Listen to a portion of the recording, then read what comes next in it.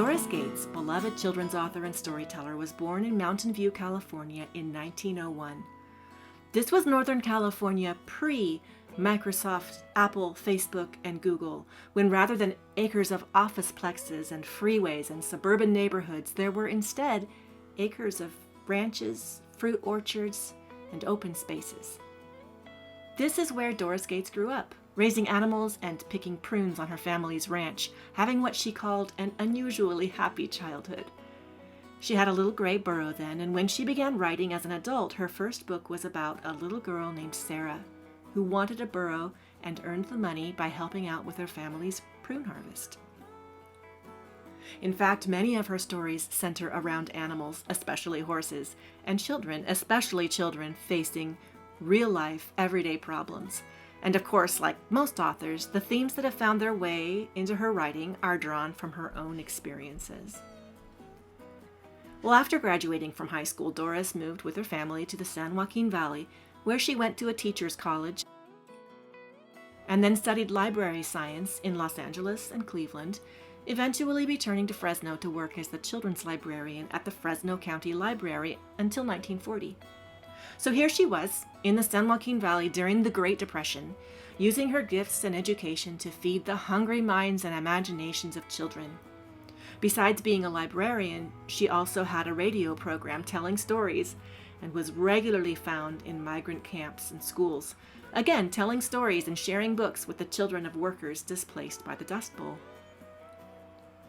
Of course, being the Great Depression, this was a time when a lot of people were out of work, and funds for things like libraries and librarians, even excellent and thoroughly educated librarians, like Doris, were low.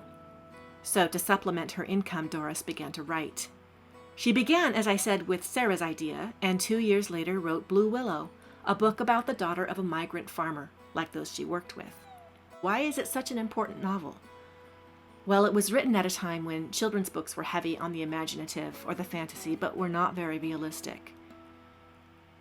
There really weren't books for kids that talked about modern social issues and problems they would face in their day-to-day lives until Blue Willow came along. It ticked all the important boxes, being very well written, upholding positive values of family, home, friendship, and kindness, among others.